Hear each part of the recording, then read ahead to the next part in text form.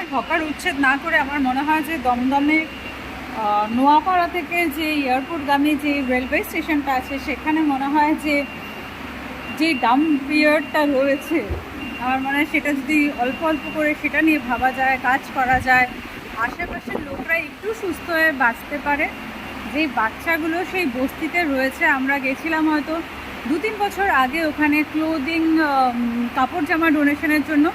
অনেক ফেসবুকে গ্রুপ, আমি ওই জায়গাটার লোকালিটিটা ঠিক করি, সব কিছু করি, যেখানে হয়তো আমরা ফেসবুকে লাইভ করেছিলাম বোধহয় লাস্টের দিকে, কারণ বাকিদের অবস্থা দেখে আমরা লাস্টে ফেসবুক লাইভ করতে বাধ্য হই।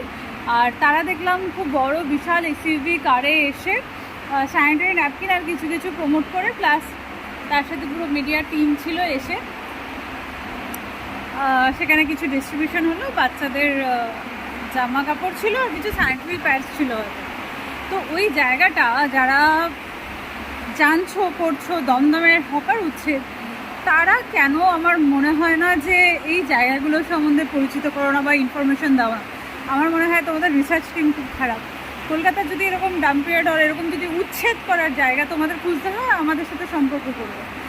বিভিন্ন জায়গার ক্লিন আপ ড্রাইভ আমরা করাচ্ছি, প্রত্যেকটা রবিবার আমরা যাচ্ছি নিজের কাছ থেকে বেরিয়ে। তো এই ধরনের অর্গানাইজেশনসগুলো, বৃক্ষিত ফাউন্ডেশন, সংস্কৃতি ফাউন্ডেশন, চেঞ্জ মেকার্স, প্রচুর কমিউনিটি রয়েছে যারা এই ধরনের কাজগুলো করছে, ডি ইকোলাইফ। তো এই ধরনের যদি মনে হয় যে তোমাদের ইনফরমেশন দরকার, কোথায় ময়লা রয়েছে, কোথায় কাঁচরা রয়েছে, রাদার দেন হকার উচ্ছেদের থেকে, প্রচুর এরকম কাজ রয়েছে কলকাতায় যেটা তোমরা করতে পারো। নতুন সরকারের কাছে আমার রিকোয়েস্ট যে এই ধরনের কিছু ইনিশিয়েটিভ হলে আমার মনে হয় মানুষ বেঁচে পড়তে খেতে পারবে। আর যারা নতুন ভবিষ্যৎ, ওই আশেপাশের যারা দমদম অঞ্চলের যারা মানুষ ওই ময়লার জন্য তিতিবিরক্ত, বিভিন্ন রোগের শিকারগ্রস্ত, তারাও বোধহয় একটু বেটার লাইফ পাবে। হোয়াট ডু ইউ সে? তোমরা কমেন্টে জানিও।